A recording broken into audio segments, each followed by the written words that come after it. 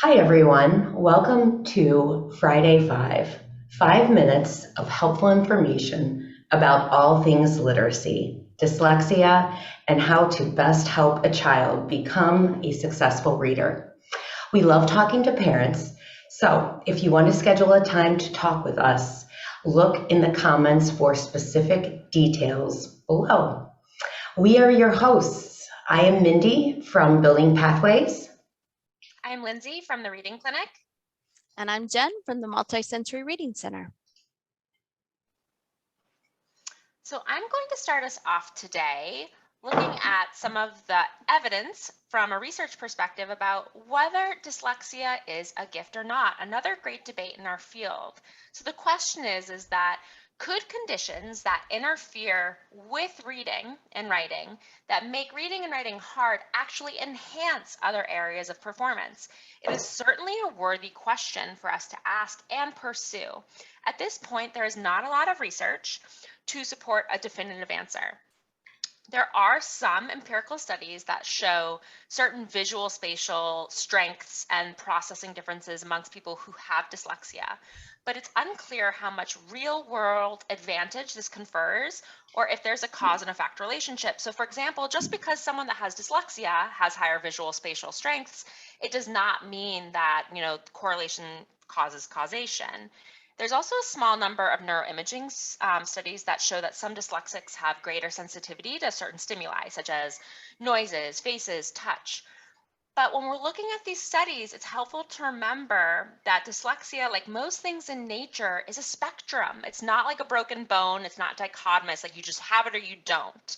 Some people are mildly dyslexic, some are moderate, some are severe.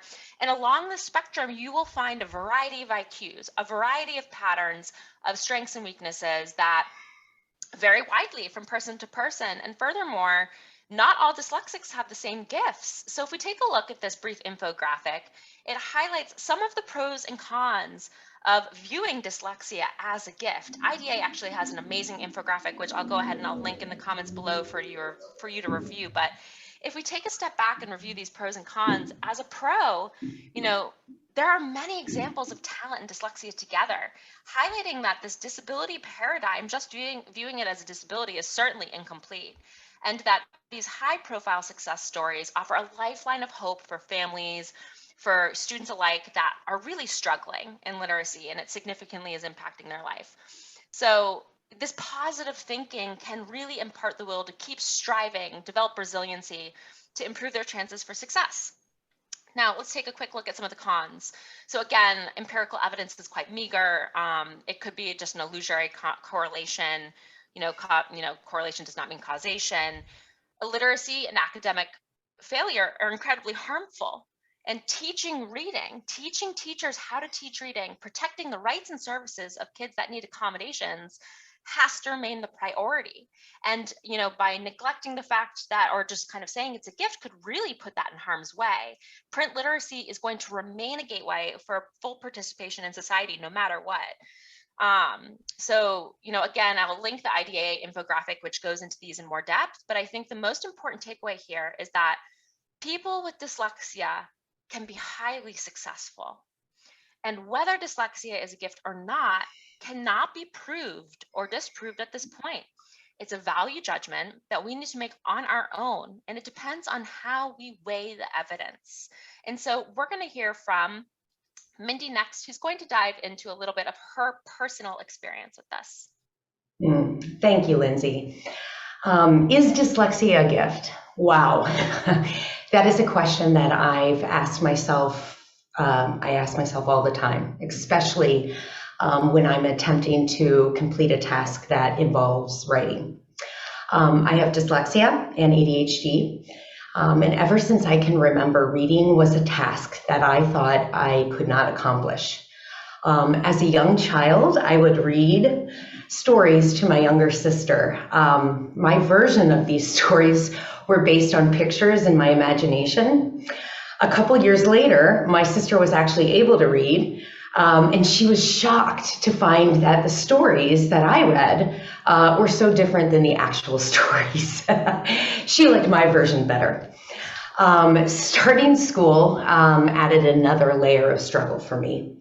Not only was I different because I couldn't read, but I also had the mindset that I was stupid, right? Everybody else is doing this around me, this thing called reading, and what's going on with me? You know, like I'm able to learn. I'm not connecting onto this reading.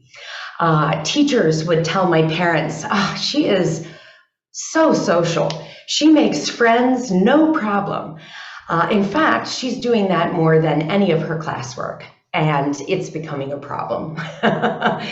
My response always to my parents was, how can I do something that I can't read the directions in order to know how to accomplish it? All throughout elementary school, I spent hours spinning around my kitchen floor. I have ADHD, so spinning on the kitchen floor while memorizing flashcards was my coping mechanism. So my sister, because at the time it was whole language, so the instruction that my mother received was, well, we need to help her memorize words. So flashcards it was. My sister would sit on the kitchen floor with me, and we would do flashcard after flashcard. Missy would say, no, Mindy, the word is says. Remember, we just did this card. It's the sight word says. So we would go back and forth, and I think she has flashcard PTSD just like I do. My poor mom did everything she could. She just listened to what the teacher's advice was, and it was a lot of reading over and over. Middle school and high school years were almost unbearable for me. Nobody knew how much I was struggling. I worked so hard. I believe that teachers might have just passed me because of how doggone hard I worked. Every night I'd come home with hours of homework, so much stress, and after a while it took a toll on my self-esteem. Finally, my mother found a pediatric psychologist when I was 17. I was officially diagnosed with ADHD. I started taking medicine to address that. And this was quite literally the turning point in my academic career. For the first time in my life, I understood what it was like to pay attention. My grades went from failing to A's and B's. And at that point, I knew I had the support that I could go to college.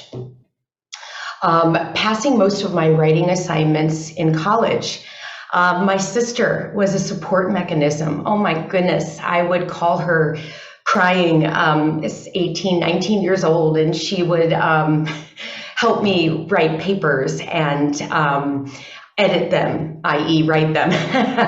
So I was able to get an understanding of how to write and using audiobooks, using those technology pieces that really helped me understand that I can do the work if I have the right supports. Once starting my career as a special education teacher, I began to realize that the dyslexia population is completely overlooked in our public education. This was my mission. This is when my mission started. I have this unique opportunity to relate to my students while providing them with the instruction they desperately need. Oftentimes, my students don't understand why I would teach something that I used to dread. I explain to them that it's more than just teaching.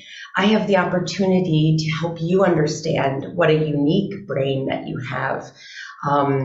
Yes, it makes reading and spelling and writing very difficult, but there are so many great, neat things that are in your brain if we can find and pull those out.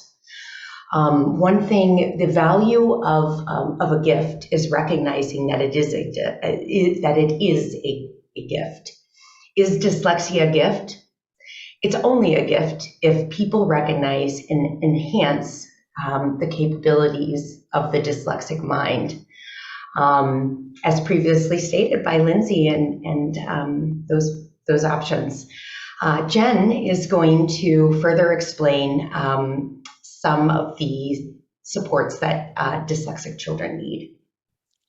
Thank you, Mindi. And I'm Wonderful. going to share just from a parent's perspective as well. And you can see this is my son. So I think, like Mindi said, he probably has PTSD with flashcards as well, because when he went into kindergarten and I was a first-year teacher, it was similar, where literally he could not remember the letter A or the word the, and I caught myself saying to myself, not to him, but we just read that. We just saw that. How can you not remember that? And so it was the beginning of my journey as well into focusing on working with students with dyslexia. And over the course of the years and seeing my son grow, and then working with the students that we work with, I think the terminology of dyslexia as a gift is really more about trying to see it from the viewpoint of being neurodiverse and the beauty in that, instead of viewing it from the deficit that it can cause. It's not a deficit, it's just a difference in the way the brain is structured for individuals, and we are all along a spectrum somewhere. And so it's about more building capacity for students who need some more intensive type and different type of intervention for their literacy skills, like my son and like Mindi described, and playing into their strengths. As Lindsey talked about, the research into the strengths of dyslexia has not been there's not been a lot done. And as perspectives are shifting to a more positive neurodiverse approach, we're seeing more and more of that research. So as Lindsey had mentioned, visual spatial skills seem to be a strength or a grouping among the dyslexic population. And so just from my experience with my son, I'll share when, like I said, when he went into first grade, the reading and literacy skills just were not coming along, not his favorite. In fact, he literally told his first grade teacher, I'm not going to read. I'm not going to do it today, and probably not ever. And so we had a good laugh about it. But as a mama and a teacher as well, I was like, ooh, what's going on here? And so it's easy to kind of focus on that as an emergency almost, especially as a parent. We want our children to succeed. But I also knew, just from being mama, that the kid was brilliant in some places and areas. Like, he could put together Legos meant for teens and adults, and he actually banned me from helping him with Legos because I would mess him up. And he loved tools and building things, and he just seemed to have this awareness of what he really loved. He could remember, he could explain, he could understand in a way that I couldn't. So as he grew up, we really tried to support those strengths while also, again, he's the reason why I do dyslexia therapy these days. He was my guinea pig in training, and we worked to build up that capacity for him. But it is a journey, and as Mindi had said, you have to find the right kind of supports and support their strengths. So you can see here this picture with him in the garage when he was about in middle school. The literacy skills were coming along, but he still hated writing. And he was so excited about a robotics club that he was going to be able to be involved in middle school. So I was waiting to see, when I'd have to build that into my taxi mom summer schedule, and it went radio silent. And so my mama spidey sense came out, and I asked him finally, a week before I knew the application was due, what's going on, bud? When am I taking you? And he's like, well, I decided not to do it. And I was like, why did we decide not to do something we were so excited about? It's because he had to write an essay to get into the club, and he was not going to write an essay. That was such a barrier for him. And so I sat him down and made him and helped him write that essay. And that was an absolute turning point for him. But that barrier, if nobody had been aware or helped him to overcome, he would not have then been able to really dive into this passion. As you can see, now he's an adult. He's a senior at university and studying mechanical engineering. So they never grow up. That's the car that his engineering club built, and he's chief engineer. So he was very excited, and he's up there giving presentations and just playing into that strength that this neurodiversity has really afforded him. You know, and at the same time, he had to work very hard to build up his capacity in the literacy areas to achieve these goals.